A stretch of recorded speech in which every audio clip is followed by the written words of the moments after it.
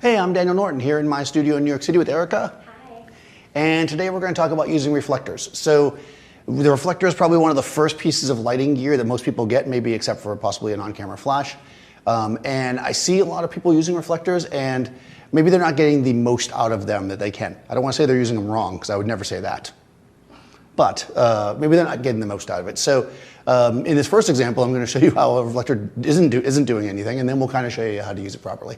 So number one, I'm just here. I've got this background behind Erica. I just have I have a grid on the background and a little bit of a hair light just to give a more finished look. But the main thing we're going to worry about here is the beauty dish in front.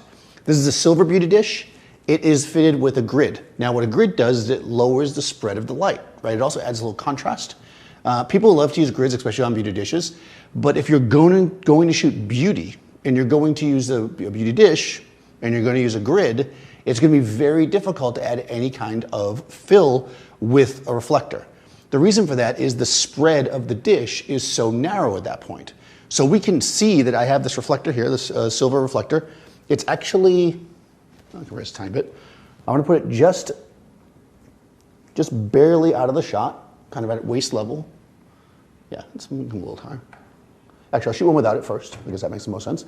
Let's shoot one without any reflector. Okay, good. Nice.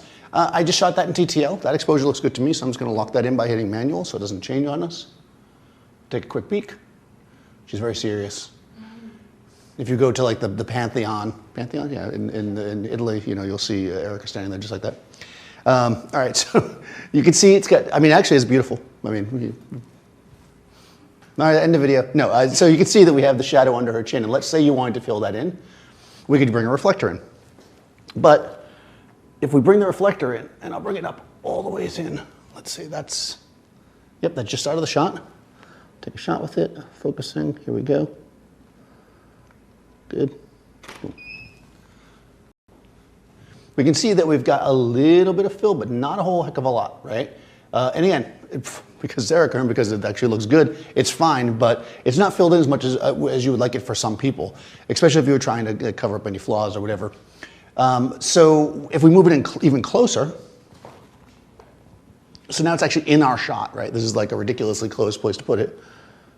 We can see that we'll probably get some effect. Also keep in mind this is silver. So now we're getting a little bit more, really, but still it's not 100% filled in. I mean, that's really how close we need to put it to get a proper fill. And look at how close it is. If you're shooting a really, really tight shot, that's fine. But if you're not, this is just not going to fly for you. So what you've got to do is one of two things. Either you need to angle your beauty dish so that it is actually getting more reflector, but then that limits the angle in which, you know, your subject can look, right? Because if I come up above her with it and point down, she's going to have a very dramatic shadow. If I want to keep this angle, which is a really nice angle, the best bet is really to remove the grid. I know it's like once you spend all the money on the grid, it's hard to remove it, but to be honest, sometimes the grid is not ideal if you want to get nice, even fill. So let's actually drop the reflector out again. And let's go back to TTL. Let's take a shot like that. Okay. So we actually see that it's not, I mean, it's a little bit less contrasty than the beginning shot, but still looks really good, right? We're not really trying to, if anything, it almost looks better. It actually looks better. Because we're not trying to control the light so it doesn't fall somewhere, which is what a grid's for, right? I think people sometimes just throw it on because it's cool to have a grid and it adds contrast, but the reality is that sometimes it's nicer even without the grid. And now, without the grid, we actually have the ability to very simply add fill. So this, by the way, is a Matthews reflector. You could be using anything. I just have this because it's simple to bring it in for you guys to see. I'm just going to leave it flat to start with, but we're probably going to angle it slightly. Yeah, that's pretty good, but we can actually angle it up. Because we have to consider that when the light is hitting the reflector, right, where does the light go? Right, so we can see no reflector, right? The reflector just sitting there flat, which again, I see people do a lot. You can see there's a little fill. But now notice when I take the reflector and I take into consideration the angle of the light, right? My light is coming this way. I want it to hit the reflector and then go up into where the shadow area is. So I'm pointing my reflector up. I'm basically moving it in and I'm angling it to get the maximum efficiency with the reflector. This is true of white reflectors or silver. And you can, I mean, there's a certain point where you'll lose it, but let's go up a tiny bit more and see. Yeah, see, there it's not even as strong. So there we almost lost a little bit, but that still looks pretty good. I think the overall exposure looks a smidge dark. I'm just gonna switch to manual because I left it in TTL.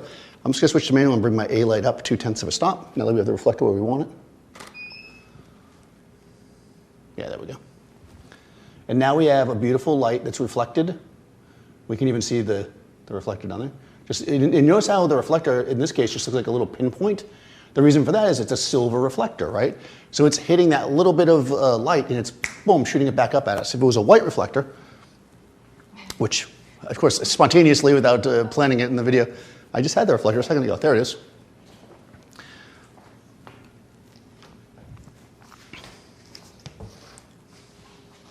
If it was a white reflector, this is just a piece of cardboard, right? Now, okay, you're going to look in the description and see the link to this, and you're going to see this is quite expensive. And the reason why this is expensive is look at all the flexibility it gives you. First of all, it's also metal, so it's going to last forever. But it gives you a ton of flexibility in positioning. But if that's out of your budget, even a piece of foam card is good. Just try to keep it consistently in the same angle, and you'll be fine. So I should be able to just put this here. It might slide, but we'll try it. There we go. We can use what is it going to go? Okay. And let's see what that does. That'll give us a bit of a softer look. Yeah, a bit of a softer look, right? And either one is good. You can see here, it's filled in nice and softly. Here we can actually see some specularity to it. And in our eye, you can see the reflector. It's just that soft spot. I actually like, for this I like the hard. I like some specularity. So we're gonna lose the cardboard. We'll use the real deal and we'll bank some out. All right, so we're in manual. Here we go. Good. Good. Oh, focusing. Good.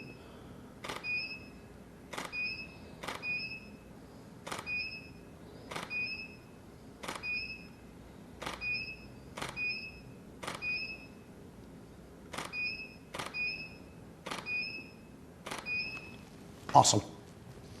Oh, one more. Didn't like that one. I liked it, but not as much as this. I don't want to say I didn't like something. There we go. This is a really straight shot. It's very, they're going to actually remake, or I guess it'll be a series of Clash of the Titans. This will be the third one, right? Because they already made two. Erica's going to play one of the goddesses. So you guys look for that in theaters in 2022. Or whenever movies come out. Again, right? 23. It takes a long time to make a movie. Anyways. I will put Erica's information in the description so you can follow her. Follow me, Daniel Norton Photographer. Be sure to subscribe to Adorama TV and ring the bell to get all the notifications. And I will see you next time on set.